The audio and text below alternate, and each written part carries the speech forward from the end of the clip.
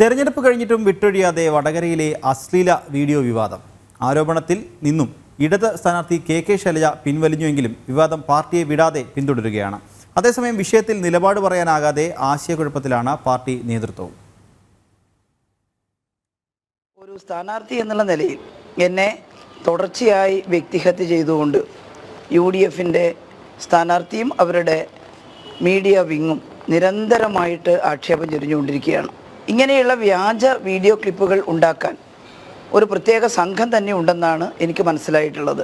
വടകരയിലെ തെരഞ്ഞെടുപ്പ് രംഗത്തെ ഏറ്റവും വിവാദമാക്കിയ ഇടതു സ്ഥാനാർത്ഥി കെ ശൈലജയുടെ വാക്കുകളാണിത്. രാഷ്ട്രീയ ആരോപണത്തിനുപരിയായി മണ്ഡലത്തിലെ മുഖ്യ തെരഞ്ഞെടുപ്പ് വിഷയമായി ഇടതുമുന്നണി ഇതിനെ ഉയർത്തിക്കാട്ടി. എന്നാൽ ഈ ആരോപണത്തിൽ നിന്നും സ്ഥാനാർത്ഥി തന്നെ മലക്കം പറഞ്ഞതോടെ അത് വലിയ പ്രതിരോധമാണ് പാർട്ടിക്കുണ്ടാക്കിയത്. വീഡിയോ എവിടെ ചോദിക്കുന്നുണ്ടെന്നാണ് കേട്ടത്. എൻ്റെ പത്രസമ്മേളനം കേട്ടോളൂ. ഞാൻ പറഞ്ഞത് പോസ്റ്റർ എന്നാ. വീഡിയോ ക്ലിപ്പുകളൊക്കെ നുണപ്രചരണങ്ങൾ നടക്കുന്നുണ്ട്. പക്ഷേ മറ്റേ ചിത്രം പറഞ്ഞത് ഞാൻ ഒരു പോസ്റ്ററിൽ ഒരു ചിത്രം അതിൻ്റെ തല മാറ്റിയിട്ട് എൻ്റെ തല ഒട്ടിച്ചിട്ട് വികൃതമായി കൊടുത്തിട്ടുണ്ടെന്നാ. ആരാ ഈ മനോരോഗികൾ? തെരഞ്ഞെടുപ്പിന് ശേഷവും കോഴിക്കോട് രാഷ്ട്രീയത്തിൽ വലിയ ചർച്ചയാകുകയാണ് ഈ വിഷയം. ഇതിനെ ന്യായീകരിക്കാനാകട്ടെ CPM ഏറെ പണിപ്പെടുന്നു.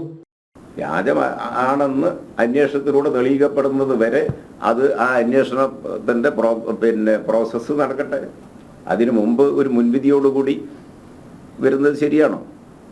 അപ്പോൾ ഈ മുൻവിധി എന്തിനാ? അല്ലെങ്കിൽ ഇങ്ങനെ ഒരു വ്യാഖ്യാനം എന്തിനാ? ആ വ്യാഖ്യാനം അവരുടെ ഭാഗത്ത് വന്നതിനെ ഉണ്ടായ തെറ്റായ നീക്കങ്ങളെയും സമീപനങ്ങളെയും ന്യായീകരിക്കാൻ കഴിയാത്തത് കൊണ്ടുള്ള വെപ്രാളത്തിൽ നിന്നുണ്ടാകുന്നതാണ്.